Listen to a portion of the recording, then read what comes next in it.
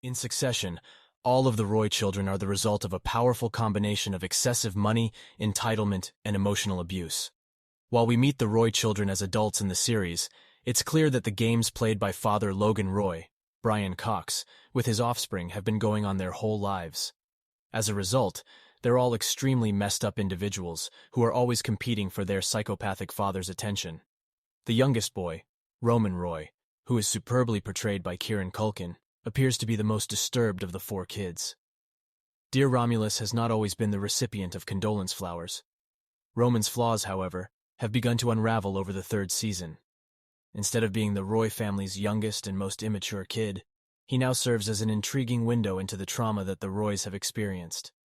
Here, we chart Romulus's growth from his initial appearance, complete with sexually insensitive jokes, to his present position as the most dynamic character of Season 3. Roman is shown in the early episodes of the sitcom as the gloomy, immature, and cunning Roy sibling who always has a sharp one-liner in his back pocket. He primarily hovers around the tension between Logan and Kendall, Jeremy Strong, waiting for his chance to sweep into the family business's leadership. One of the most famous Roman scenes from Season 1 occurs when he gets into his new office at Waystar Royco and proceeds to ejaculate on the floor-to-ceiling window overlooking the city. He practically takes off on his own strength. Roman, whom Kendall describes as a walking lawsuit, spouts insults while flaunting sexual prowess. He frequently claims that he is drowning in pussy, and he uses this against Kendall to bring him down. This facade begins to crumble, however, as Roman avoids intimacy with his girlfriend Grace, Molly Griggs, in private, culminating in her brazen statement that they only have sex every 6 months. But this is the entirety of Roman's plot in Season 1. Throughout these 10 episodes, he's a rib-poking, overcompensating jerk who slings dagger-sharp remarks at everyone around him, rather than displaying any genuine feelings. When he's not making fun of Kendall, he's making fun of Frank, Tom, and Greg. Roman may have been sexually assaulted by one of the numerous immoral men who worked for the corporation for decades, or by a motherly figure. Roman quips about family therapy and how his therapist stated he's astonished he survived his childhood at all. What could have been a frightening remark is quickly diverted with mocking and an assurance that he is, in fact, well-adjusted. The two best words to define Roman were spoken by Jerry Kellman in the 4th episode of Season 2, when, during a shocking sadomasochistic phone call, she refers to him as a slime puppy. With his deeply ingrained mommy issues and crippling aversion to closeness, the Jerry Alliance plot appeared to rip slimy puppy Roman wide open. For Roman, most of Season 2 centers around his sexual ineptitude and struggles to prove himself in business affairs as he undergoes management training. It becomes even clearer that Rome does not have sex with his girlfriends, and when he does, some incredibly freaky shit comes up. When he and Tabitha, Caitlin Fitzgerald, finally have sex, he cringes at the idea of making love. After months of dating, Roman asks her to pretend she does not enjoy the sex to make it feel wrong, and even goes as far to ask her to act as though she's dead. Tabitha very reasonably shuts down, and Roman proceeds to masturbate with Jerry, humiliating him on the other side of the door, calling him sick, revolting, and shaming him. What initially started as a perceived lack of confidence transforms into a complex that would have Freud scratching his head. After being shaken in Turkey, Roman's allegedly impenetrable shell breaks in the finale as he seeks emotional assistance from Shiv, Sarah Snook, and Kendall. Kendall mocks Roman for trying to communicate about his feelings, and he is met with juvenile, though rather amusing, derision.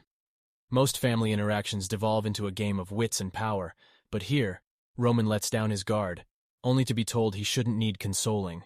The other children have assimilated their father's teaching, and Roman now finds himself with no one to confide in. Sad. One of the most jarring lines of the 3rd season comes at the end of The Disruption, when Logan takes aim at Roman for showcasing what he considers a weakness. It's rare to see a moment in the series involving just Roman and Logan, and this brief conversation exchange illuminates some of the reasons why Roman is the way he is. After thinking he did something his father would appreciate in an interview, Roman was only mocked by Logan for his expression of emotion and love.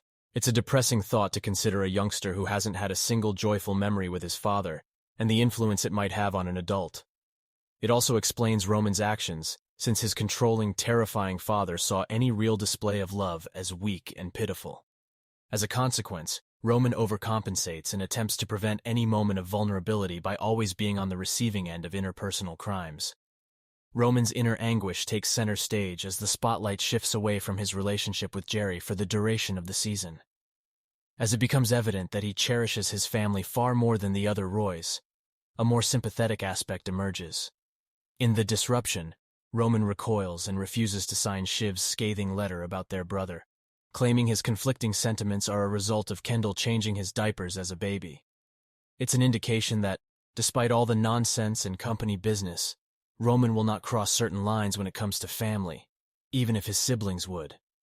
While the others are looking for methods to undermine family relations, Roman is often trying to keep the peace or the status quo.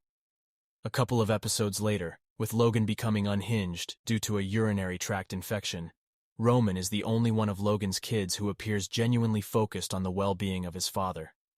While Shiv looks for ways to get her father on stage to speak in front of the shareholders, Roman makes Logan's health his primary focus, looking for a way to make him better. Even when playing into jokes about his father's death, like during his conversation with Lucas Matson, Alexander, it's very clear that the idea of his father's death upsets Roman, despite his less-than-ideal relationship with him. After several episodes of pleasing his father, the youngest Roy son finally gets his moment in Too Much Birthday to hurl everything back in the face of the siblings who have devalued him his whole existence. In this moment, he's Daddy's favorite. He's the one making business transactions happen, and as a result, he's finally on the receiving end of what Logan deems love. He then attempts to humiliate the two Roys, who have always been the focus of Logan's attention, by transferring his sentiments of unlovability onto Kendall and Shiv. While some may say he went too far by practically shoving Kendall over, it seems appropriate considering that Roman has spent his whole life feeling small and inadequate, and now he has a newfound sense of self-worth. When it comes to Roman, it feels like something horrible is about to happen, but this is ultimately what makes his character the most fascinating of the season. And that's it for today's video. I hope you enjoyed it and learned something new. If you did, please give this video a thumbs up and share it with your friends. And don't forget to subscribe to the channel and hit the bell icon to get notified whenever I upload a new video. Thank you so much for watching, and I'll see you in the next one.